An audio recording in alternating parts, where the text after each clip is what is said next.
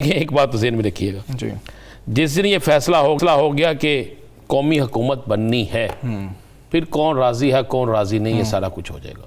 अच्छा, इसलिए हम इतनी लंबी बहस करते रहे, इतना लंबा चलते रहे, इंतजार कर लें, इंतजार ही कर लें। बल्कि दूसरी बात, आज इस नेशनल डायलॉग कमेटी जो है इसमें एक इजाफा हुआ है, बैरिस्टर सैफ जी। आप मत बोलिए, अगर बैरिस्टर सैफ यहाँ पे आ सकते हैं तो हो सकता है किसी दिन अलीमीन गंडापुर भी आ जाए, हो सकता है शेर अफजल मरवत भी आ जाए, हो सकता है कोई और भी आ जाए। तो ये बात भी जहन में रखिएगा। इसका मतलब है कि किसी ना किसी तरफ चीज़ जा रही है, क्योंकि कुछ बड़े बाहबर हल्के ये कहते हैं कि ये जो बुशरा बीबी की मुलाकातें हो रही हैं जी, और बुशरा बीबी की मुलाकातें बानी तहरीक इंसाफ से भी होती हैं जी, और बुशरा बीबी की मुलाकात उनकी फैमिली से भी हो रही हैं। जो वो मुलाकातें बंद थी वो सारा सिलसिला जो है वो खुल गया है। तो कुछ लोग कह रहे हैं, इस बात को बार बार कह रहे हैं कि उन मुलाकातों को करवाने में बड़ा अहम रोल जो है बैरिस्टर सैफ का भी है। ये नाम लिया जा रहा है, मुझे नहीं पता ये हकीकत है या नहीं, ये लेकिन ये चीज़ें, ये चहमगोइयाँ चलती हैं। ठीक है। अब बैरिस्टर सैफ का भी इसमें आना, अली अमीन गंडापुर साहब का एकदम एक्टिव होना, जी, अली अमीन गंडापुर साहब का बड़ी बड़ी बातें करना, ये सारी चीज़ें एक बात ज़हन में रखिएगा। दो चीज़ों पे काम हो रहा है जो मेरी इंफॉर्मेशन है। जी, एक तहरीक इंसाफ के अंदर फॉरवर्ड ब्लॉक बनाने का, ये मैं नहीं कह रहा पीछे कोई है, लेकिन हो सकता है तहरीक इंसाफ के अंदर ही कोई हो। और दूसरा जो है, और पहली दफ़ा जब से बानी तहरीक इंसाफ जेल में है, जी, कुछ लोग तहरीक इंसाफ के अंदर रहते हुए बड़े ओपन, बड़े खुल डुल के ये बातें शुरू कर दी हैं। पहली दफ़ा बानी तहरीक इंसाफ की बहनों के खिलाफ इतना ओपन शुरू हो गया जो इससे पहले शुरू नहीं इसको हुआ। नॉर्मलाइज किया और जा रहा है। पहली दफ़ा एक मौजूदा वज़ीर आला के खिलाफ इतनी गुफ्तगू शुरू हो गई है जो आज से पहले नहीं थी। चीज़ें ज़हन में रखिएगा। इन सारी चीज़ों के बाद एक जो चीज़ बड़ी अहम है जो आगे आने वाले दिनों में चल रही है, वो ये नेशनल डायलॉग जो है, इसमें जो चीज़ें की जा रही हैं, जो कहा जा रहा है कौमी हुकूमत, क्या पीपल्स पार्टी को मैं साइड पे कर देता हूँ, बल्कि पीपल्स पार्टी को ना ही साइड पे करें। तीन जमातें हैं जो इस वक्त मुल्क की बनी, तहरीक इंसाफ, मुस्लिम लीग नून और पाकिस्तान पीपल्स पार्टी। जी, सरदारी साहब की सख्त तरीन गुफ्तगू अभी उसकी स्याही नहीं मिटी। जी, मुस्लिम लीग नून की तरफ से वज़ीर आला पंजाब का सख्त तरीन बयानबाजी, वो भी अभी ताज़ा है। ख्वाजा आसिफ जो किसी सूरत इसको नहीं चाहते, अता तारड़ साहब जो जिनकी गुफ्तगू आपके सामने आ रही, इवन एक आज़ाद उम्मीदवार मैं कह देता हूँ फैसल वाडा साहब, जी, जिन्होंने राना सनाउल्लाह की गुफ्तगू पर बड़ा शदीद तरीन रद्द-ए-अमल दिया। अगर ये लोग नहीं चाहते, दूसरी तरफ शेख वक्कास अकरम ने एक वाज़ेह तौर पे हमारे प्रोग्राम में कहा था कि बानी तहरीक इंसाफ किसी सूरत में ठीक है, कौमी हुकूमत के हक में नहीं है। ये उन्होंने मेरे ज़रिए उन्होंने कहा था, पैगाम दिया था और मैंने ये पैगाम पहुंचा दिया था। अब एक तरफ तीन सियासी जमातें हैं, एक आज़ाद, दो सियासी जमातें, एक तरफ तहरीक इंसाफ। अगर कौमी हुकूमत बन रही है तो क्या तहरीक इंसाफ इसमें होगी? तो फिर ये आएगा, बात आती है कि जो चीज़, जो सिनेरियो बन रहा है कि अगर बानी तहरीक इंसाफ नहीं होंगे तो वो फॉरवर्ड ब्लॉक जो है उसको उसमें शामिल किया जाएगा। एक ये भी थ्योरी चल रही है किसी जगह, लेकिन माजी ये कहता है कि बानी तहरीक इंसाफ के बगैर चाहे जो मर्जी, जितना मर्जी बड़ा लीडर आ जाए, उसे तहरीक इंसाफ नहीं समझा जाएगा। अवामी राय ये है राना साहब, एक होती है हुकूमती राय, एक होती है अवामी राय। और जो अवामी राय होती है वो ज़ाहिरी तौर पर जो है और हकीकी तौर पर दुरुस्त इसलिए होती है कि लोग जा रहे होते हैं ख़रीदने के लिए, जेब में पैसे होते हैं, उधर जाके पता लगता है कि रेट ज़्यादा है। आप समझते हैं कि कंट्रोल हो सकता है? देखिए, मैं सिंपल से एक बात करूंगा, मैं वो चीज़ें लेकर आ गया हूँ सामने, आप उन चीज़ों से देखें कि रेट लिस्ट है, रेट लिस्ट है जी, जो मैं इस वक्त देख रहा हूँ जी, ठीक है। यहाँ पे आलू नया कच्चा छिलके वाला अव्वल जो दर्जे का जो 22 रुपये किलो, मुझे किसी बाजार में दिखा दें। अच्छा, आगे आ जाएं, बैगन 80 से 76 रुपये, एक अव्वल 80 रुपये, मुझे वो दिखा दें। फिर आप भिंडी 215 रुपये, वो मुझे दिखा दें।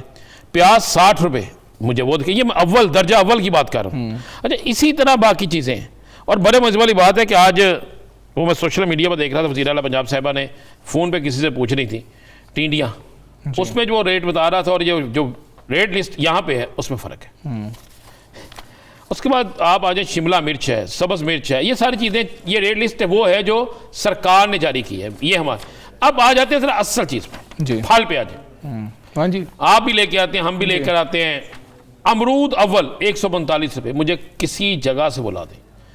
उसके बाद आप आ जाए सेब सफ़ेद अव्वल 250 रुपये अव्वल, है क्या किसी जगह?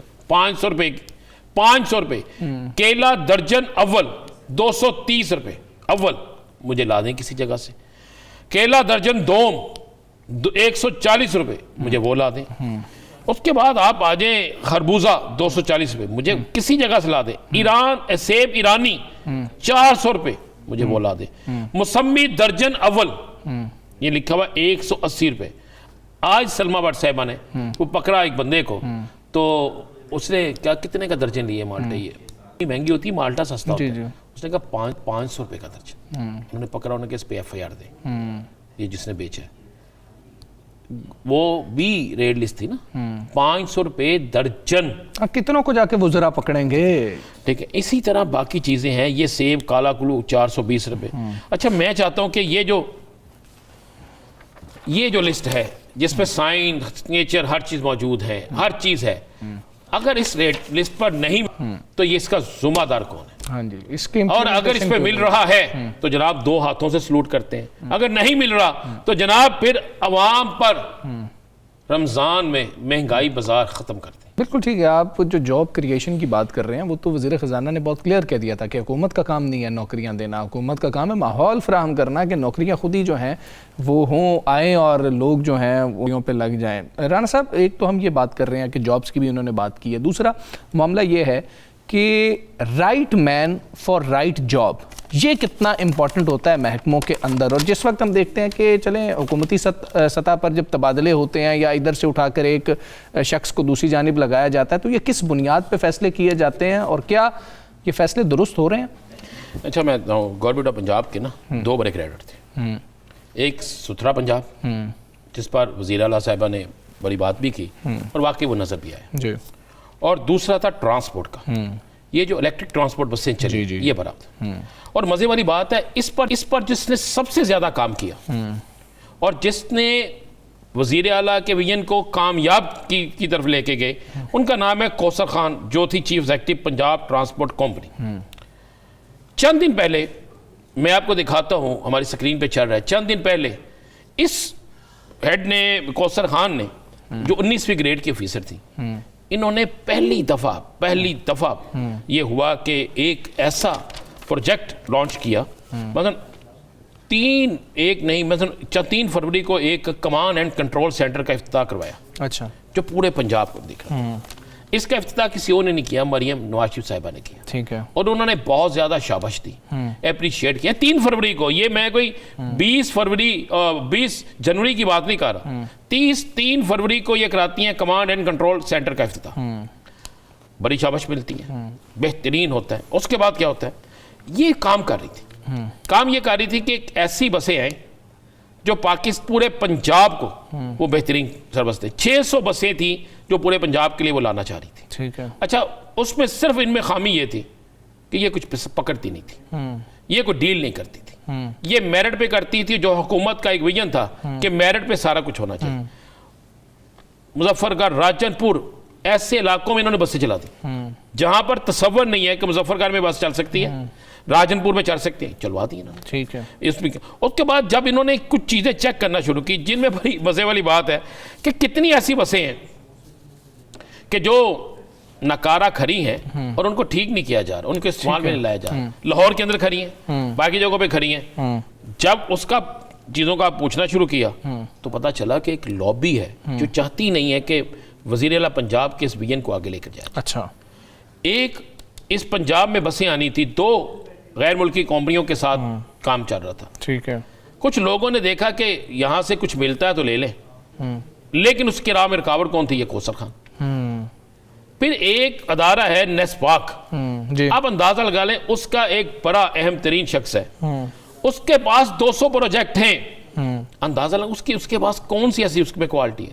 हालांकि नेस्पाक का वो प्रोजेक्ट जो दाता दरबार के पास था, बाटी गेट वाला, जिसमें एक माँ और बेटी मर गए, वो भी नहीं कथा। उस शख्सियत ने भी इस पे अमल दखल बढ़ा दिया। अच्छा, इनकी तबादले में। फिर इनकी जगह जिसको लाया गया, आप ये अंदाज़ा लगाएं वो शख्स जो है अब्दुल रऊफ जूनियर अफसर है, अब्दुल रऊफ महर, ये 18 ग्रेड 18 का वो, और ये सीट जो है ग्रेड 19 की है। ठीक है। अभी वज़ीर आला पंजाब के नोटिस में शायद वो चीज़ें ना हो, सुनने में है कि जल्द कुछ बड़ी चीज़ें वहाँ पे उनके पास और चीफ सेक्रेटरी साहब के पास जाने वाली हैं। मिसलीड किया गया है, मिसलीड करके हम कहते हैं कि जो क्रेडिट है वो तो होना चाहिए ना, वो चेक करना चाहिए कि मतलब एक तलहा जुबैर साहब हैं, अगर वो अपना मौक़िफ़ देना चाहिए तो उन्हें देना चाहिए। उन्हें जिस चीज़ का हेड बनाया गया है, उनसे जब पूछा जाए कि 9 बसें ऐसी हैं जो लाहौर में खड़ी हैं जिनके शीशे टूटे हुए हैं, उन बसों को ठीक करना है, रिपेयर नहीं करने, तो वो कौन करेगा? ये भी उन्हीं का काम है ना। मतलब जो जहाँ जहाँ पर मौजूद है, अगर वो नहीं कुछ कर सकता तो उससे पूछने वाला कोई होना चाहिए। ठीक है। और ये बहुत बड़ा क्रेडिट था, मैं फिर कह रहा हूँ, गवर्नमेंट पंजाब का, जिसे 95% तक मुकम्मल कर दिया। और अगर इनसे काम लिया जाता तो मैं आपको ये बता रहा हूँ, मेरा कोई इनसे वाकिफियत नहीं है, शायद मैं इनसे कभी मिला भी नहीं, लेकिन मैंने जब इस स्टोरी पे काम किया तो मैं हैरान रह गया कि वो अफसर जो बिल्कुल काबिल है, हालांकि मैं अक्सर गवर्नमेंट में तनकीद ही करता हूँ, तो मैंने उसको क्यों हटाया गया?